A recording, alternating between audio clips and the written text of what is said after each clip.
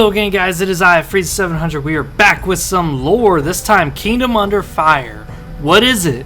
So, Kingdom Under Fire. Well, the story is about Kingdom Under Fire, and all the lore in it comes from video games. So there are no books. The video games then would be Kingdom Under Fire: A War of Heroes. This was the very first one. Kingdom Under Fire: Crusaders, the second one. The third one would be Kingdom Under Fire's Heroes. That was my favorite. And then the fourth would be Kingdom Under Fire: Circle of Doom. The fifth one still hasn't been released yet. It's still been in beta, but I've seen enough of it that I didn't like it. But either way, it looks exciting nonetheless, and that's Kingdom Under Fire 2. We're still waiting on that. It's been over like 10 years. I have low expectations. So, besides that though, let's get into the lore about Kingdom Under Fire. So, it's set in a fantasy world on the continent of Bersia. We don't know of any other continents, we just know of Bersia. And in Kingdom Under Fire Heroes, they kind of talked about it like as if Bersia was just the name of this massive thing, but Bersia itself had other continents inside it. Kind of like the difference between Europe and Asia. It's nicely divided right with Russia. But I still stick to what the other games say, which is that Bersia is the continent. Everything else is just nations. So, aside from that, the main geography of Bersia is, well, a lot more akin to Europe and Asia. So, the north is really snowy, with mostly humans residing there, and the south is really desert, with orcs mostly being resided there. Now, the main war is mostly focused on the east versus the west when you're playing the game and you're looking at the way the nations are lined up. It seems a lot like east versus west. A lot of, I would say, inspiration was drawn between the war with the Mongols or the war between the Ottoman Empire. You could see a few of that inspiration drawn in there. After all, the setting technologically is mostly medieval. So you're going to see a lot of knights and little to no gun units. In fact, the only gun unit that you'll see is the gunpowder for mortars, because they do have mortars, but that's the only thing they have. They don't have cannons yet. That's more advanced down the line. So, besides that though, the wars that mostly focused on is humans and the Dark Legion. But we're kind of getting a bit ahead of ourselves there, so let's kind of back this up. So the continent of Bersia has several nations on it, as I mentioned. Typically, in fantasy worlds, it is usually a battle between good and evil. One side is always terrible, and the other side is usually the righteousness. Well, Kingdom Under Fire is the reason why I love it so much, is that this isn't the case. Both sides are not good nor evil. Both sides are actually really neutral. It's a morally gray situation. So let's talk about the human nations. What are they? There are 3 human kingdoms, 3 human nations. All of them are monarchies, but different types of monarchies. So you have, the first one is Azilia. This is a very prominent nation in the War of Heroes. They're the main nation that's really protecting the world. And they're a strong, disciplined nation that focuses on martial prowess and uses some magic but doesn't really focus on it. And they have some knights, but they don't have that much equipment to make everyone a knight. But they are religious, to a small degree. The second faction is completely religious. They do not have necessarily a king. Instead, they have a religious king, a patriarch. So Ecclesia is a strong military, has a shit ton of people in it, but they use advanced equipment and they use healing holy magic, not too reliant on the other magics. Now, they do lack martial prowess, like Azilia has. So in other words, Ecclesia has the equipment, so they have everyone decked out in full plate armor, but those guys aren't as strong or as skilled as an Azilia knight, who would be one guy compared to the 60 that Ecclesia has. But also, Azilia is super religious and bigoted. This means you will never find dwarves or elves in their army unless they are hired mercenaries, but that is very extreme and dire circumstances where Ecclesia would actually work with those people. The third faction, the third human nation, is just a normal monarchy. It's plain normal. The king could either be selected if the king has no heirs, or the king is just inherited. It depends on each case. But this is known as the Kingdom of Hronodin. Hronodin is a nation that lacks advanced equipment, and lacks magic, and lacks really martial prowess. But they make up for this with sheer tenacity. They are very tenacious, and they use strategies that are very cunning. Now, Hronodin is kind of a unique nation because they almost are the Dark Legion when you look at them. They fight with tooth and claw, they're very rough, they're more warriors than they are knights. So this is where Hronodin is more of the guys who like to brawl with the enemy rather than fight them head on. So this is a very interesting human faction indeed. But besides that, Hronodin is actually the most open-minded. After all, since they lack the equipment and the magic, they're more open to listening to different strategies, like burning a forest that your enemies are walking through, or overloading a river and making it drown your enemies. They will use these tactics because after all, they are just normal men, no knights, no magic, so they gotta kind of rely on the other aspects of humanity, which is intelligence. Now, these nations, despite the fact that they all fight the Dark Legion, they're very rarely united as one force. There's very few times at all that they'll ever be united. In fact, during the Kingdom Under Fire Crusaders, Ecclesia and Hronodin didn't fight together till the end of the war. So for the majority of the war, it was just Hronodin fighting the Dark Legion entirely, and almost got destroyed, and even when they almost got destroyed, Ecclesia still would not help them. That's telling of how these three kingdoms interact with each other. There's even been wars between the nations. It's been noted by General Gerald, who later became king later in one of the Kingdom of Fire series, is that he's willing to kill Ecclesian troops because some of them are spies, trying to spy on Hronodin and look for weaknesses. This is a very, again, morally gray faction, not these nitty-bitty two-shoe good guys. Now, as it stands in Kingdom of Fire Crusaders and Heroes, Azilia isn't necessarily a faction. They're actually just a vassal to Ecclesia. But at the end of Kingdom Under Fire Crusaders and the beginning of Kingdom Under Fire 2, Azilia becomes its own nation once again. And Ecclesia gets destroyed. So, I like to include Ecclesia there, though, because Ecclesia plays a big part in Kingdom Under Fire Crusaders and Heroes. And they've earned it, in my perspective, as they're very unique, being mostly religious and having a religious king, like a pope, but known as a patriarch. Now, Azilia, as I said, is religious just like Ecclesia, but they aren't the same in the way they view it. So it's kind of like the difference between Lutheranism and just being Catholic. You're still Catholic, but you're a little bit different the way you view the Bible and the way you view your hymns and mantras. Azilia, they have the same religion. They're very dedicated to God and all that stuff. But their version is more open with working with elves because of the fact that in the past, in the War of Heroes, their very king of their nation was saved by elves. So they're a lot more open-minded. Now, the third faction, Hronodin, has a lot of dwarves and elves in their armies, as, well, they lack magic, so they need the elves, and they lack gunpowder and technology, so they need the dwarves for that. Now, let's get on to the next faction, the Dark Legion. Now, the Dark Legion consists of two nations, but those nations have some factions within them. And this is, again, going to be a little rough for me to explain as a lore perspective, because just like the human factions, one of the factions could not exist at all depending what time period you're in. Whereas another faction is a vassal depending what time period you're in. There's very rare moments where all three of these factions exist on equal footing. So when it comes to the Dark Liege, I'm going to break it down in two. So first is Veland. This nation is a monarchy, much like the human nations, but interestingly enough, it has a senate. That's unusual. It's not like a parliament monarchy, but it's kind of rough to explain because, see, we don't really know too much how the senate works. Now, we do know this, though. It is said that if the king dies, then the senate chooses who takes over the nation. So, despite the fact that the king has a prince named Lionheart, despite the fact that Lionheart is the direct descendant and therefore the rightful ruler of Veland, should the king die, the Senate still gets a say in the matter as to who owns it. So the Senate could say that the Senate rule the nation, which would make them a mix between a republic and a monarchy.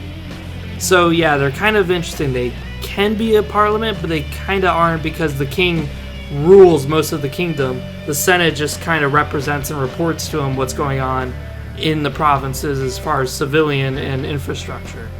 Now, the way the senators are picked is not explained, but we do know that the king and the senates are all vampires or half vampires. Now, the king himself is a half vampire known as Lord Voldemort. Oh boy. Now, the inhabitants of Elend consist of a few races. So first there's the Vels. Those are the Dark Elves. They're usually called Dark Elves, but their nickname is also Vels. And the other species is vampires and half vampires. I kind of lump them in the same category because to me there's no difference. And in the game we've never seen a pure vampire. We've only seen half vampires. Which, of course, they look very different from humans. They're a lot taller, paler, and much more hedonistic. They focus more on pleasure and pain. And they really are interesting characters, to say the least. Now, when it comes to these inhabitants, the Dark Elves are the commoners. They're the warriors. They make up most of Velen's army. Now, Velen's army consists of mostly of women. So, the only men that you'll see are usually the ones who are crafting and trading. And those would be, again, Dark Elves. There's very few men Dark Elves in the military, as the Dark Elf females are very ferocious, whereas the men are a little bit more complacent, a little bit more relaxed. And that's not something that essentially moves a nation. It's much like, I would say with politics, it's not about what you know, it's about how passionate you are about it.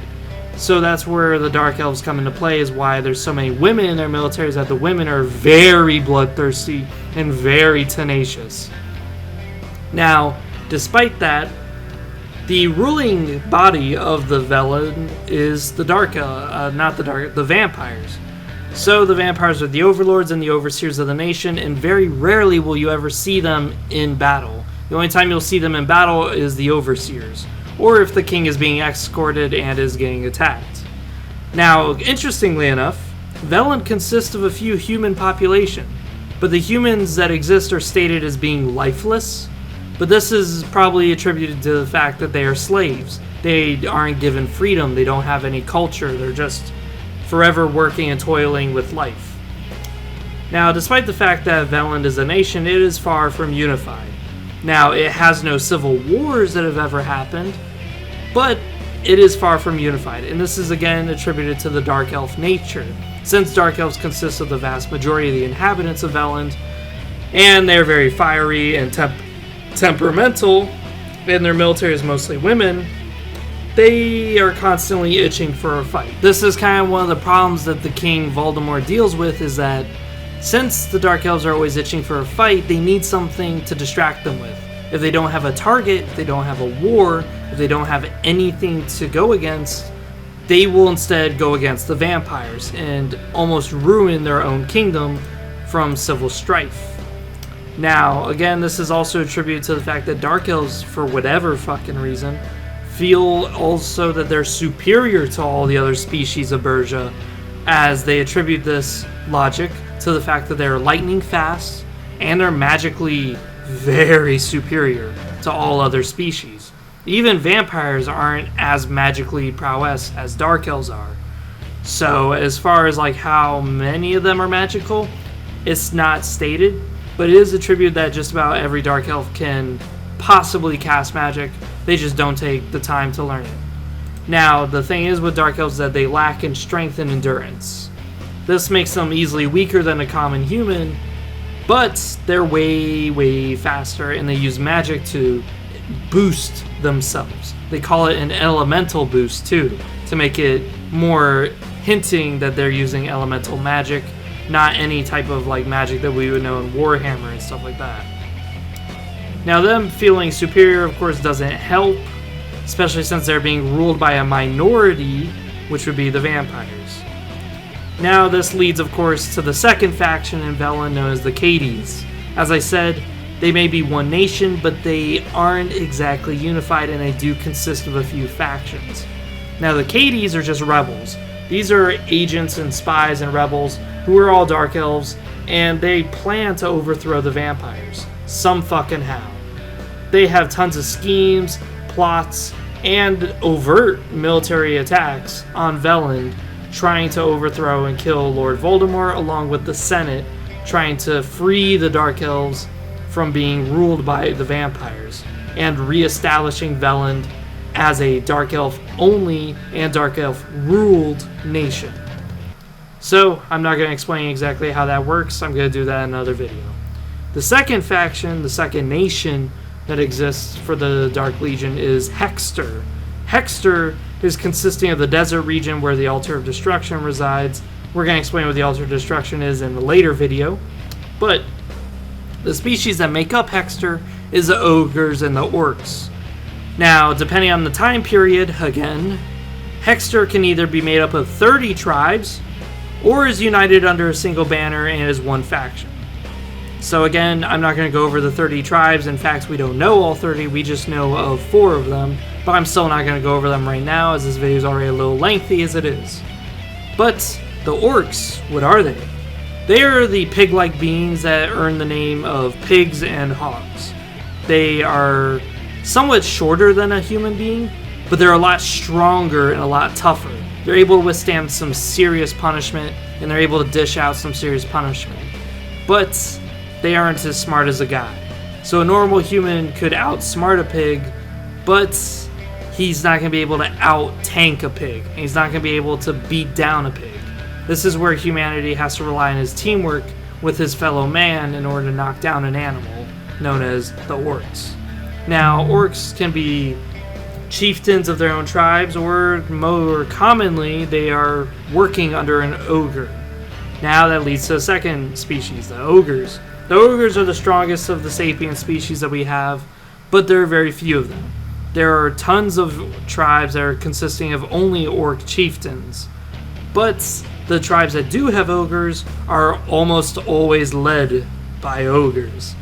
Now, depending on how you look at the games, some of the Ogres are as smart as an Orc, some are very dumb. Arukabar is a notable hero because he's almost as smart as a human, but he's one exception. His own tribal leaders, who he bickers with, are exactly lacking mentally. And as we see in Arukabar in Kingdom of Fire Crusaders, he seems really dumb all of a sudden. I'll explain that in a video when I go over his lore. So besides that, how's Hexter's military prowess? Well, because they're lacking technologically and they aren't magically inclined at all, they have a few Orc shamans, but those Orc shamans cast very weak magic. So how do they compare to the other factions and nations of Bersia? Well, they have to rely on their support units. They have cavalry, which is massive boars that they ride and tame. They tame dragons, known as wyverns, and they tame swamp mammoths. Swamp mammoths are these huge, almost impenetrable giant mammoths that spray toxins all over their enemies. Now, by using this and using their teamwork, they're able to overcome most of their obstacles in their way. But because they lack magic and technology, humanity can easily exploit that, and Veland can easily exploit that. But since they're so tough and durable, they can actually brush off this disadvantage. And they have a huge amount of numbers. So before we end this video though, I want to go over a little history of the world. Because how does this fantasy world come to creation? Well, sit down kids, this is going to be a bit of a story. So long ago there was nothingness, but then 2 gods were born. We don't know who their parents were, we just knew that both of them were brothers. One god was the god of light, this would be Nibel.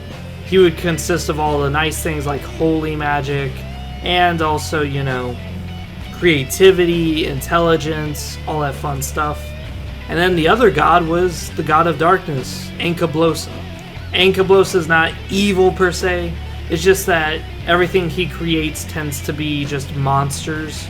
So he's more of undead magic, and also individual powers and corrupting powers, that would be more of Ankablosa's stuff. Now, both gods understand that they couldn't own the world at the same time, because for whatever reason, whenever they were both awake and active, the other one would go to sleep. Now, in order to avoid this, they decided to take turns. They invented a cycle where every few thousand years, they would switch hands of the planet. Now, since Berja is just the continent, we don't know the name of the actual planet, I'm just going to assume it's named Earth. But this Earth is constantly switched between the hands of two gods. The god of darkness, known as the Age of Darkness, and the Age of Light, which is Nibel. So, every time this happens, one god's creations get totally killed and wiped off the planet, and replaced with the other god's creations. This started to put a heavy toll on the god of light, known as Nibel, as he was creating these beautiful species with high intelligence, and he just couldn't bear it anymore to see them getting tortured, eaten, and destroyed by these demons of darkness that Ankablos was creating. Now, Ankablos was very uncaring about his creations. He just let them loose. He didn't necessarily give much of a fuck about the fact that he lost all that he built, all that he progressed for. He just viewed it as necessity. Nibel, on the other hand, got very emotional with his creations, very attached to his pets. So, when it was Nibel's turn again, he decided, no, I'm not giving away to Ankablosa. Now, this is where we learn that although the gods are sleeping, they aren't totally asleep. By sleeping, we just mean that they are barred away from reality and unable to affect the world. But they can still sneak in some of their power and essence and some of their creations into the world through extravagant means. As to how, we're not exactly sure. We just know that if the god isn't allowed to take control of the world, his realm will pile up. This is where his power grows and grows and grows. Now, the issue is that the Dark Dimension, since Ankablosa wasn't given his turn again, this means that the Age of Light is running over its course. This means that the Age of Darkness is being halted, and this is where Kingdom Under Fire takes place, is that since Ankablosa is being held at bay by Nibel, this is where it causes an issue. Ankablosa's own realm, the Realm of Darkness, also known as Hell, is overflowing with demons, overflowing with monsters and creations that were supposed to be released on the world and given a chance to live. Well, since they're overflowing, they're going to either A, breach out into the world and flood it with themselves, or B, destroy the world entirely, in which case Ankablosa and Nibel would be destroyed in the ensuing explosion. No one knows what would happen if this explosion happened. All we know is that the world would cease to exist. So this is where it puts it into a morally gray issue. Do you let Nibel continue his thing where he allows humans to exist, elves and dwarves? Or do you allow Ankablosa to take over, in which case all of us get annihilated, but the cycle can be renewed and can be repeated over and over again? This is a very issue that Kingdom Under Fire is dealing with. Now, the first war that ever happened, which would be Kingdom Under Fire's A War of Heroes, Ankablosa only flooded the world with orcs, ogres, and dark elves. These were essentially parodies of the dwarves and elves, but the creatures of Nibel unified and fought back against this Dark Legion. But as time went on and the war was won, these creatures of darkness realized that they loved Nibel more than they loved Ankablosa, because Nibel allowed them to exist. He allowed them to build, to achieve stuff. This is something that Ankablosa doesn't allow. Ankablosa doesn't allow you to progress. He doesn't care if you build kingdoms. He'd rather keep you as little tribes or just wandering monsters and demons. So, after the Dark Legion realized this is why a few times in the Kingdom Under Fire series you'll see where the Dark Legion and the human nations will actually unite together to fight Ankablosa, because they don't want him to rule over. This again will be explained in later videos, but besides that, this has just been a little bit of history to teach you guys what it is the Kingdom Under Fire is setting in, where sometimes it is humans versus the Dark Legion. Other times it is actually both of them unified against the darkness, the Age of Darkness. This would be Ankablosa. But Ankablosa isn't evil, he's not Satan. But the way he conducts himself is very, I would say, satanic. Like, he'll approach you as just this silver-tongued devil and will somehow convince you that his position is right. And will use very interesting tactics to get your loyalty. Like, he'll use the thoughts of loved ones. He'll promise you power. He'll promise you rulership. He's very interesting indeed. But besides that, this has been Freezer 700. This has been What is Kingdom Under Fire? Besides that, I hope you guys enjoyed. And let me know what you guys think down below. After this video, I'm going to start working on an Emperor's Children lore video after the Heresy. So this is going to be more up to date as to what they are. Besides that, let me know in the comments down below what you guys think. Like, comment, subscribe as always, and see you guys next time.